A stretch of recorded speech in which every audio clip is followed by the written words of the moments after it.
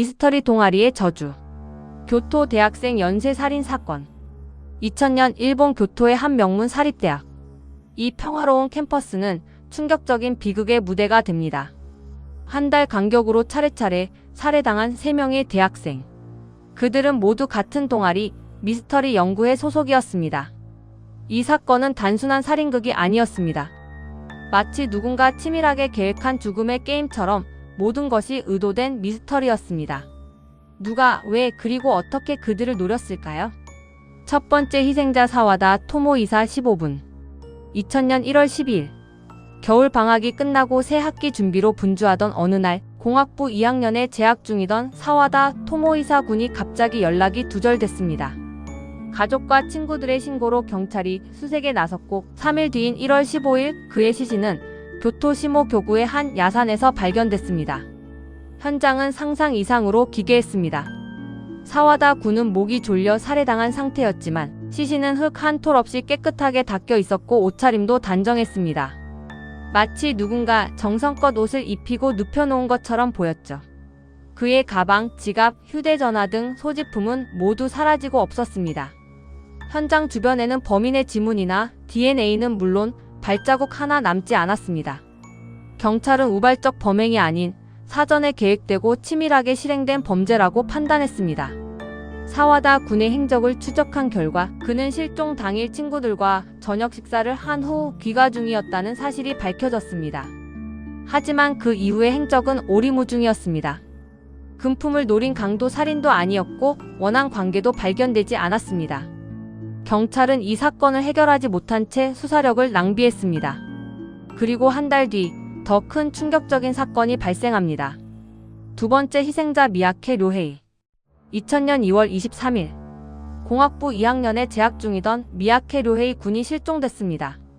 가족들은 경찰에 신고했고 이틀 뒤인 2월 25일 그의 시신은 교토 히가시야마구의 폐가에서 발견됐습니다. 미야케 군 역시 사와다 군과 동일하게 목이 졸려 살해당한 상태였습니다.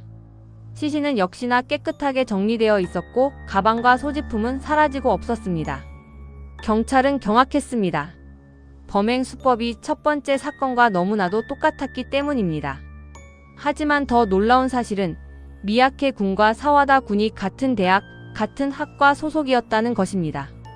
하지만 이 두 사람은 서로 다른 캠퍼스를 사용했고 특별한 친분이 없었습니다. 경찰은 우연이라고 보기에는 너무나 섬뜩한 이 공통점에 주목하며 계획적인 연쇄살인이라고 결론 내립니다. 하지만 범인은 여전히 흔적을 남기지 않았습니다. 경찰은 캠퍼스 전체를 대상으로 수사를 확대했습니다. 용의 선상에 오른 인물들은 수백 명에 달했지만 알리바이와 증거 부족으로 인해 모두 풀려났습니다. 미야케 군의 죽음은 경찰에게 깊은 좌절감을 안겨주었고 교토 시민들을 공포에 떨게 만들었습니다. 그리고 한 달 뒤 또 한 명의 희생자가 발생합니다. 세 번째 희생자 이마이 타쿠마. 2000년 3월 29일.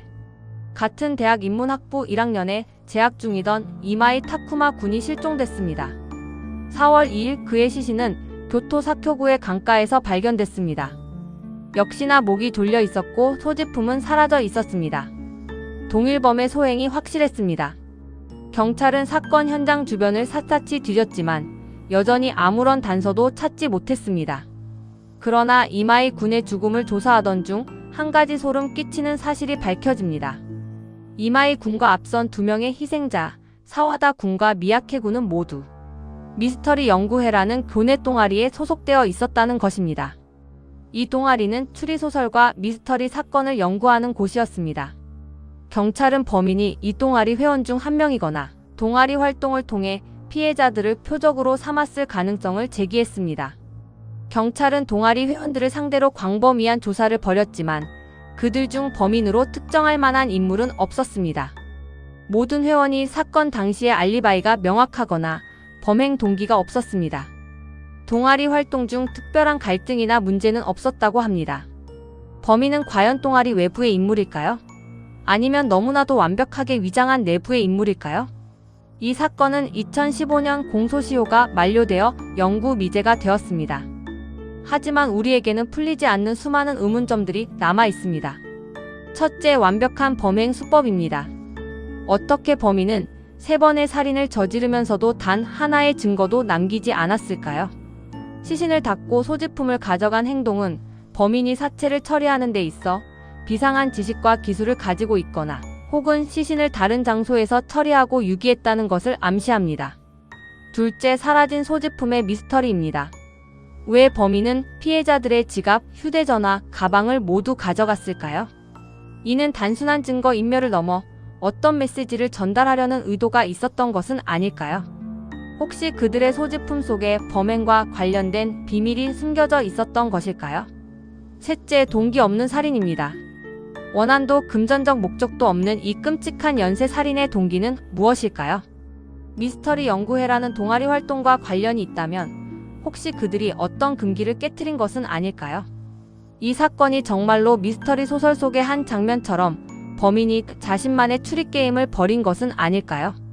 그 어둡고 으스스한 동아리 방의 진실은 30년이 지난 지금도 밝혀지지 않은 채 새로운 동아리 멤버를 기다리고 있을지도 모릅니다.